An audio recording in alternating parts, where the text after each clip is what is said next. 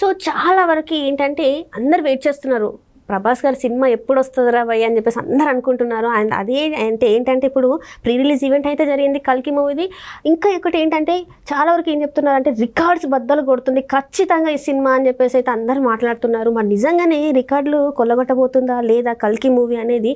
మనతోని తన అభిప్రాయాన్ని షేర్ చేసుకోవడానికి ఇవాళ మన స్టూడియోలో అయితే ప్రముఖ సీనియర్ సినిమా క్రిటిక్ ఉన్నారు మనతో పాటు. అప్పాజీ గారు నమస్కారం సార్. నమస్తే శ్రీ సార్. ఇప్పుడు చూడండి, ఇప్పుడు చూస్తే ఇప్పుడు వస్తున్న సినిమాలన్నీ ఒక ఎత్తు అయితే కల్కి గురించి అయితే ఫ్యాన్స్ ఇట్లా ఈగర్గా వెయిట్ చేస్తుండ్రు. ఎంత అంటే అరే ఎప్పుడు వస్తుంది సలార్ మాకు సరిపోలేదు, ఇంకా కావాలి ఆయన సినిమాలు మేము ఇంకా చూడాలి అని చెప్పేసి వెయిట్ చేస్తున్న పరిస్థితుల్లో ఇప్పుడైతే ప్రీ రిలీజ్ ఈవెంట్ జరిగింది, రికార్డులు బద్దలు కొడుతుంది అని చెప్పేసి కూడా అంటున్నారు. నిజంగానే మరి రికార్డులు బద్దలు కొడుతుంది అంటారా? అంటే రికార్డులు బద్దలు కొట్టడానికి అవకాశాలు అయితే పుష్కలంగా ఉన్నాయి. అంటే ఇప్పుడున్న క్రేజ్కి ఇప్పుడు ఇందాక నువ్వు చెప్పినట్టు ప్రీ రిలీజ్ ఈవెంట్, ఆ ప్రీ రిలీజ్ ఈవెంట్ బాంబేలో జరిగింది. అక్కడ అమితాబ్ బచ్చన్, దీపికా పదుకునే వీళ్ళందరూ పార్టిసిపేట్ చేశారు. అమితాబ్ బచ్చన్ అశ్విని దత్, ఈ సినిమా ప్రొడ్యూసర్ అశ్విని దత్కి పాదాభివందనం చేయడం అనేది ఒక నేషనల్ టాపిక్ అయిపోయింది. అంటే సినిమా చాలా అద్భుతంగా వచ్చి ఉంటుంది, అందువల్లే అమితాబ్ బచ్చన్ ఈ సినిమా ప్రొడ్యూసర్కి పాదాభివందనం చేశాడని చెప్పి ఒక టాపిక్ అయితే నడుస్తుంది. ఆల్రెడీ ఓవర్సీస్లో చాలా అసాధారణటువంటి ప్రీ బుకింగ్స్ ఉన్నాయని చెప్పి మనకి రిపోర్ట్స్ వస్తున్నాయి.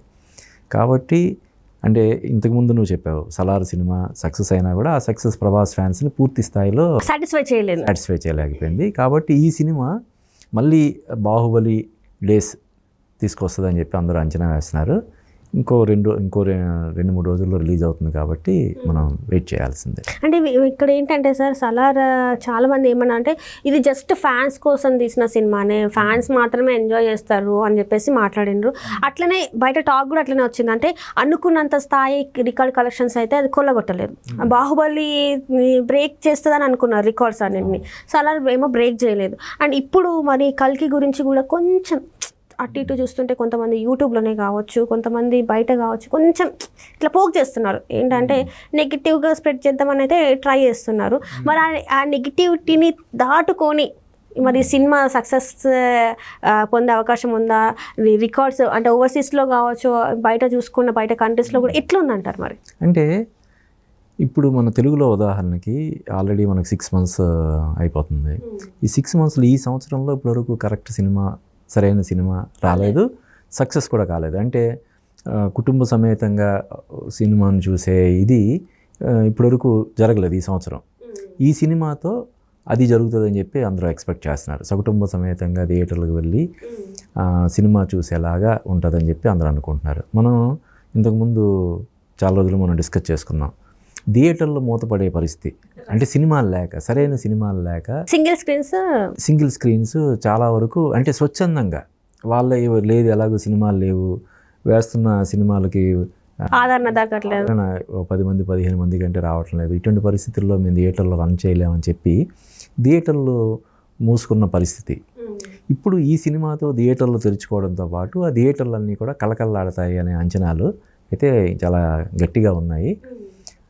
దానికి తోడు ఈ రిలీజ్ అయిన టీజర్ కానీ, మొన్న జరిగిన ప్రీ రిలీజ్ ఈవెంట్ కానీ, ట్రైలర్ కానీ ఈ సినిమా పట్ల ఇంకా అంచనాలు పెరిగేలా చేశాయి. కాబట్టి రికార్డు క్రియేట్ చేయడానికి, రికార్డులు బద్దలు కొట్టడానికి అవకాశాలు అయితే పుష్కలంగా ఉన్నాయి. అంటే ఇప్పుడు మీరు మాట్లాడారు కాబట్టి సార్, థియేటర్స్ గురించి మాట్లాడారు. ఇక్కడ ఏంటంటే ఈ సినిమా వస్తుందన్నప్పటి నుంచి వెళ్ళి టికెట్లు రేట్లు పెంచిండ్రు. సింగిల్ స్క్రీన్స్ కావచ్చు, మల్టీప్లెక్స్లో కావచ్చు. ఈ టికెట్ రేట్స్ పెంచడం వల్ల మరి సినిమాకి అంటే ఓన్లీ ఒక స్థాయి వర్గాన్ని ఆకట్టుకునే, అంటే ఆ రేట్లు వాళ్ళు పెట్టుకునే రేట్ల లాగా అనిపిస్తున్నాయి. మరి కింది స్థాయి మరి జనాలు వస్తారంటారా? అంటే ఈ టికెట్లు రేటు పెంచడం అనేది దీంతోటే స్టార్ట్ అవ్వలేదు, కల్కి సినిమాతోటే స్టార్ట్ అయిన ప్రక్రియ కాదు ఇది. అంతకుముందు కూడా చాలా సినిమాలకి టికెట్ రేట్లు పెంచడం, అవి కూడా టికెట్ రేట్లు పెంచినా కూడా సూపర్ డూపర్ హిట్ అవ్వడం మనం చూసాము. కాబట్టి ఖచ్చితంగా కొంతమంది బర్డెన్ అయ్యేది కొంతమందికి. అంటే ప్రభాస్ ఫ్యాన్స్ చాలామంది ఉంటారు, దిగువ స్థాయిలో కూడా ఉంటారు. వాళ్ళు సినిమా చూడాలంటే ఖర్చు పెట్టలేని పరిస్థితిలో ఉండడం వల్ల కొంత ఇదయ్యే అవకాశం ఉన్నప్పటికి కూడా, కానీ ఇప్పుడు ఈ సినిమాకి అధికారికంగానే 650 కోట్లు ఖర్చు అయిందని చెప్పి అంటున్నారు.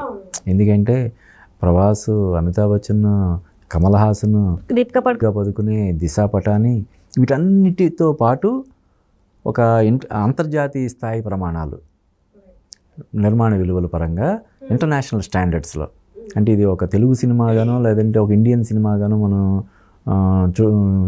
చూడనవసరం లేదు దీన్ని. ఇప్పుడు ఎలాగైతే కొన్ని హాలీవుడ్ మూవీస్ ఉంటాయో ఆ రేంజ్లోనే ఈ సినిమాని తెరకెక్కించడం జరిగింది. కాబట్టి వీళ్ళు టికెట్ రేటు పెంచడాన్ని కూడా మనం తప్పుపట్టలేము. దానికి పెట్టిన ఖర్చు దృష్ట్యా టికెట్ రేటు పెంచడం కూడా సమంజసమే. అలా అని దాన్ని పూర్తిగా సమర్థించలేము. ఎందుకంటే ఇందాక నువ్వు అన్నట్టు చాలామంది సినిమా చూడాలని ఉంటుంది, మొదటి రోజే సినిమా చూడాలని ఉంటుంది, కానీ అది వాళ్ళకి అందుబాటులో ఉండదు. ఈ రెండు ఉన్నాయి, అంటే రెండు కోణాలు ఉన్నాయి. టికెట్ రేటు పెంచడాన్ని మనం విమర్శించలేము, అలా అని పూర్తిగా సమర్థించలేము. అయితే ఈ టికెట్ రేటు అనేది కేవలం ఒక 1 వీక్ మాత్రమే. ఒక వారం రోజులు వెయిట్ చేసి టికెట్ రేటు మరీ ఎక్కువగా ఉందనుకునే వాళ్ళు ఒక వారం రోజులు వెయిట్ చేసి చూడొచ్చు అన్నమాట. అంటే ఇక్కడ ఏంటంటే సార్, అందరికి వచ్చే డౌట్ ఏంటంటే నాగశ్విన్ గారి సినిమాలు ఏంటంటే ఇది 3వ సినిమా అనుకుంటా. 3వ సినిమాకి 650 కోట్లు పెట్టి ప్రభాస్ గారిని హీరోగా పెట్టి సినిమా తీస్తున్నారు. మరి ఏంటి ఆయన అంత నమ్మకంతో అన్ని ఫ్యాన్స్లోనే కొంచెం ఆలోచిస్తున్నారు, అదే మరి ఏంటి ఇప్పటివరకైతే బాగానే ఉంది, సినిమా చూసిన తర్వాత మరి ఎలాంటి ఇది ఉంటుందని చెప్పేసి. అంతకుముందు అతను ఫస్ట్ సినిమా ఎవడే సుబ్రహ్మణ్యం, తర్వాత సినిమా మహానటి, ఇది 3వ సినిమానే. చాలా అంటే 650 కోట్లు బడ్జెట్ అంటే మామూలు విషయం కాదు. అయితే ఈ సినిమాని ప్రొడ్యూస్ చేస్తున్నటువంటి అశ్విని దత్ గారు, అంటే నాగ అశ్విన్ మామగారు, ఆయన కూడా చాలా చిన్న వయసులో, అంటే ఇది ఆ నిర్మాణ సంస్థకి 50 సంవత్సరాలు పూర్తయింది వైజయంతి మూవీస్కి. అంటే 50 సంవత్సరాల క్రితమే ఆయన ఇండస్ట్రీలోకి రావడమే ముందు ఏదో ఒక చిన్న సినిమా తీసి తర్వాత ఎన్టీఆర్తో ఎదురులేని మనిషి సినిమా చేసి అలాగ అంచెలంచెలుగా, అంటే ఎన్టీఆర్ తోటి, చిరంజీవి తోటి, ఇప్పుడు చిరంజీవితో జగదేక వీరుడు, అతిలోక సుందరి, నింద్ర, ఇటువంటి బ్లాక్ బస్టర్స్ చేసిన ప్రొడ్యూసర్. అంటే డైరెక్టర్ కేవలం 2 సినిమాలు తీసిన ఎక్స్పీరియన్స్ ఉన్నప్పటికీ కూడా ఇక్కడ ప్రొడ్యూసర్కి 50 ఏళ్ళుగా సూపర్ డూపర్ హిట్ సినిమాలు తీసిన అనుభవం ఉంది. పైగా ఈ నాగశ్విన్ తీసిన ఫస్ట్ సినిమా కానీ ఆ తర్వాత తీసిన మహానటి 2 కూడా మంచి విజయాన్ని సాధించిన సినిమాలు. అంటే ఏవో డబ్బులు సంపాదించి పెట్టిన సినిమాలు మాత్రమే కాదు, అవి పేరు కూడా సంపాదించి పెట్టాయి.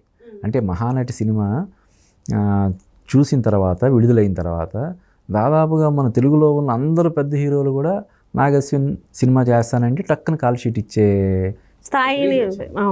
కాబట్టి ఈ సినిమా తీయడానికి అతనికి అన్ని విధాలుగా సపోర్టు, ఆర్టిస్టుల పరంగా కానీ ప్రొడక్షన్ పరంగా కానీ సపోర్ట్ ఉండడం వల్ల అతను ఈ రేంజ్లో, నాకు తెలిసి ఈ సినిమా స్టార్ట్ అయినప్పటికీ కమల్ హాసన్ అప్పటికి లేడు, తర్వాత కమల్ హాసన్ వచ్చాడు. అంటే ఈ స్పాన్ పెరిగే కొద్దీ వాళ్ళకి తెలుస్తుంది కదా, ఈ సినిమా మనం పెట్టిన దానికి రెట్టింపు తీసుకొచ్చే అవకాశం ఉందన్నప్పుడే కదా పెడతారు. ఇప్పుడు కమల్ హాసన్ ఆయన ఎప్పుడో 40-45 సంవత్సరాల క్రితమే పాన్ ఇండియా స్టార్, ఏక్ దుజే కే లియే, సాగర్, ఇటువంటి పెద్ద పెద్ద హిట్లు హిందీలో. అతన్ని తీసుకొచ్చి యాక్ట్ చేయించడం అంటే మామూలు విషయం కాదు కదా. అంటే 2 సినిమాల ఎక్స్పీరియన్స్ ఉన్న డైరెక్టర్తో కమల్ హాసన్ గారు యాక్ట్ చేస్తున్నారంటే ఇక్కడ ఆయనకి స్క్రిప్ట్ ఎంత చూసుంటారు, అంటే ఏది ఆయన కథ చెప్పే విధానమే కావచ్చు, ఏదైనా కావచ్చు. ఆయన ఇప్పుడు మనం ప్రవాస్ని మనం చూస్తే, కొరటాల శివ ఫస్ట్ సినిమా మిర్చి, మరి అప్పటికి కొరటాల శివ కొత్తడే కదా. అంటే అసలు ఎక్స్పీరియన్స్ లేని డైరెక్టర్ తోటే సినిమా చేసినప్పుడు ఆల్రెడీ 2 హిట్లు